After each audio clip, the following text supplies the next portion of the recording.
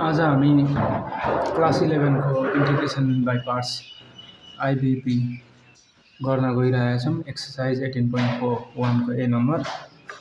अब हाम्रो यहाँ चाहिँ फर्स्ट फङ्सन के हुन्छ भन्दाखेरि ILATE। यो न्युमेरिक्स हामीले सम्झिनुपर्छ। आई भनेको इन्भर्स ट्रिगोनोमेट्रिक, एल भनेको लोगरिथमिक, ए भनेको अल्जेब्रिक र टी भनेको ट्रिगोनोमेट्रिक र ई भनेको एक्सपोनेन्शियल हो। अब हाम्रोमा यहाँ के छ, एउटा अल्जेब्रिक छ, एउटा एक्सपोनेन्शियल छ। पहिलो के आउने पर्यो, अल्जेब्रिक र एउटा लोगरिथमिक छ।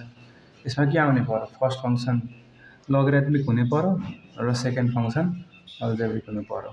भनेपछि लगलाई अगाडि पार्ने, log x integral sine x dx minus यसको डेरिभेटिभ लग एक्स को डेरिभेटिभ dx इन्टु फेरि इन्टिग्रेसन साइन र एक्स डिएक्स को इन्टिग्रेसन र यो dx भनेको होल इन्टिग्रेसन।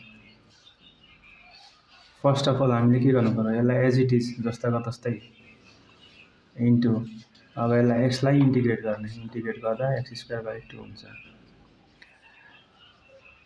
इन्टिग्रल साइन लग एक्सलाई डेरिभेटिभ लिँदा 1/x इन्टु को इन्टु अब एक्स डिएक्स को इन्टिग्रेसन गर्दा के हुन्छ, x² / 2 अनि dx र dx log x x² / 2। अब हामीले कन्स्ट्यान्ट निकाल्नु छ, 1/2 कन्स्ट्यान्ट बाहिर र भित्र के हुन्छ x² / x dx log x को log x into x² / 2 1/2 x² मा x काटिँदा x रह्यो, dx र dx log x into x² / 2 1/2। अब यसलाई एक्सलाई इन्टिग्रेट गर्दा x² / 2 सी। अब हामीले के गर्ने, x² / 2 र x² / 2 के गर्ने, कमन लिएर बाहिर राख्दिने, भित्र के रह्यो log x माइनस 1/2